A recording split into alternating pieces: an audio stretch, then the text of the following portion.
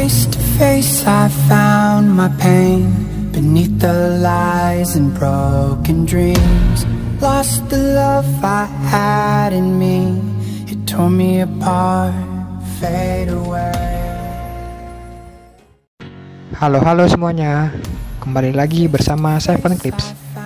Apakah kalian merasa baik pada hari ini? Semoga kalian semua selalu happy ya. Pada video kali ini, Seven Clips akan menceritakan kembali lanjutan episode dari film Prison Break Season 1 episode 2. Pada video sebelumnya, Seven Clips sudah membahas alur cerita dari episode 1. Bagi kalian yang belum nonton episode 1, Mimin sudah menaruh link episode 1 di deskripsi ya. Penasaran dengan alur episode 2-nya? Langsung saja ke ceritanya guys. Scene diawali dengan Scofield sedang bermain permainan seperti catur bersama DB Cooper. DB Cooper sangat terkagum dengan Scofield, bahwa Scofield merupakan ahli strategi.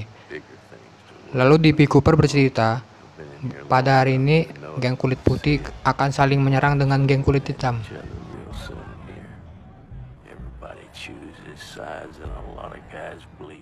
Lalu scene berlanjut, di mana Scofield sedang melihat tato yang ada di tangannya dan menuliskan sebuah sesuatu. Nanti kita akan tahu apa arti dari tulisan itu dengan berjalannya alur cerita ini. Lalu tidak lama kemudian, Sucre merasa heran kenapa air mati, dan Sucre baru sadar bahwa akan ada pemeriksaan oleh petugas penjara. Sucre menyuruh Scofield menyembunyikan sebuah pisau yang ada di bawah meja. Akan tetapi, kepala penjara sudah mengetahuinya.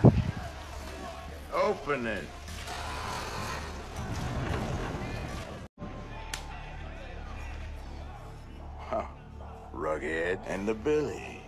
Shank in here. Is this yours? Scene berganti. Terlihat Scofield dan kakaknya sedang berbicara di dalam sebuah gereja. Lalu Scofield berbicara kepada kakaknya, selama dia mendapatkan Paknek, dia akan mendapatkan akses yang dia butuhkan. Oh iya, di sini Scofield berpura-pura mempunyai penyakit diabetes. Maka dari itu, ia membutuhkan Paknek untuk mengelabui si dokter.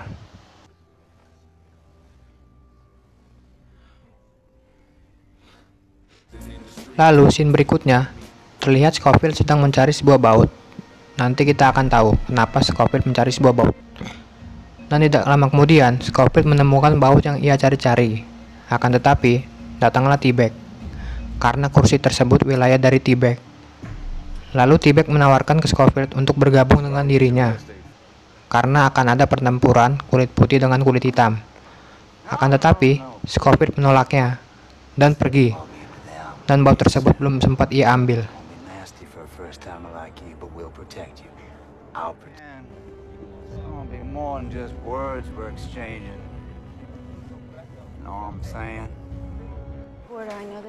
Kemudian, di luar penjara, Veronica, mantan dari Lincoln Burrows, terus berusaha mencari bukti agar Lincoln Burrows terhindar dari hukuman mati.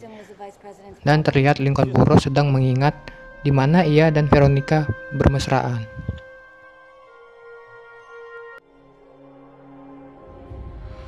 Strange feeling. Don't know how to explain it. Right now it's quiet. It's perfect. Scene berganti. Terlihat Scofield sedang bertanya kepada Synod, bagaimana dengan Pakneknya. Synod pun menjawab, ia sedang mengusahakannya. Kemudian, Scofield kembali mengambil baut yang ada di kursi T-Bag. Akan tetapi, dilihat oleh T-Bag. Scofield pun menyerahkan baut tersebut dengan terpaksa.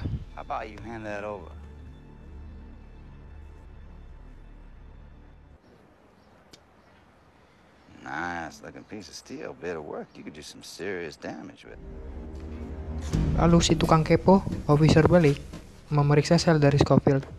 Dia mencari-cari sesuatu. Dia pun menemukan sebuah kertas yang aneh. Lalu ia menggosokkan kertas tersebut dengan pensil. Lalu muncullah tulisan Schweizer Allen dan beberapa angka.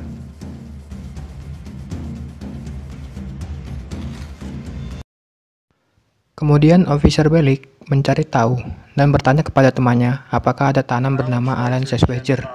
Temannya menjawab tidak ada. Lalu Scofield terlihat sedang mencari baut yang diambil oleh T-Bag di dalam sel T-Bag. Tidak lama kemudian, T-Bag memergokinya. What you doing in my cell? Lalu, Scofield berbicara kepada T-Bag, "Jika ia menginginkan aku bertarung, maka aku akan bertarung, tetapi dengan imbalan, yaitu baut tersebut."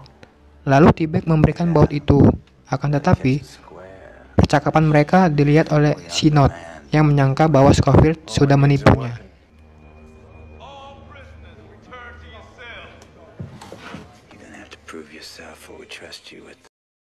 Scene berpindah, di mana Bellick menghampiri Scofield.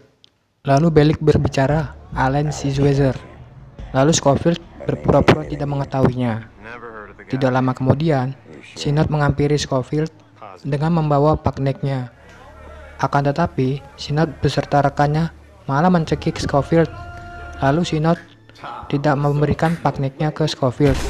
Synod menganggap Scofield bekerjasama dengan T-Bag yang merupakan geng kulit putih.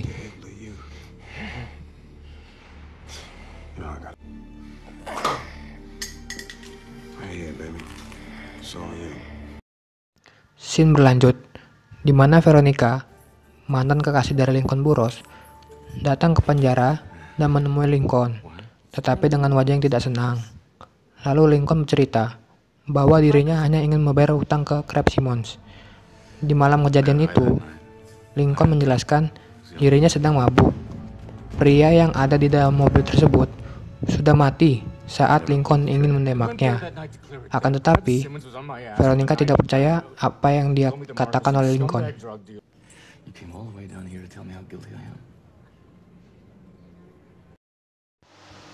Adegan berlanjut. Veronica akhirnya datang ke kediaman dari Crab Simmons dan menemui ibunya. Akan tetapi, ibunya mengatakan Crab Simmons sudah mati. He's my son. Crab can't help nobody, lady. He's dead. Kemudian scene berpindah.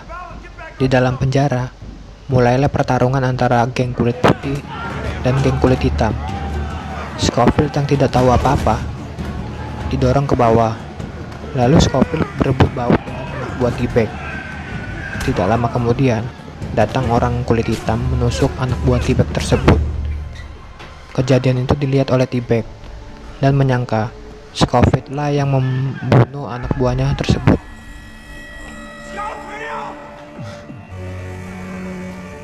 Dead man, Scofield. Hear me? Adegan berlanjut. Akhirnya, Scofield mendapatkan baut tersebut. Ternyata, nama dari Sizwezer merupakan nama perusahaan penyuplai pipa di penjara tersebut. Dan Allen adalah nama baut itu. Lalu kemudian, Scofield membuka kloset tersebut dengan baut yang sudah ia gosokkan dan berbentuk seperti obeng. Lalu ia berhasil membukanya.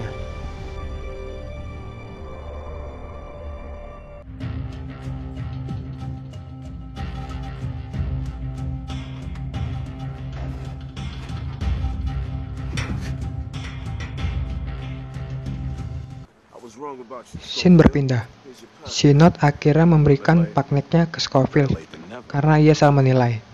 Lalu, saat Dr. Tancredi menyuntik tangan dari Scofield, Scofield sangat gelisah karena ia takut pakneknya belum bereaksi. Akan tetapi, alat indikator tersebut menunjukkan bahwa Scofield didiagnosis mempunyai penyakit diabetes.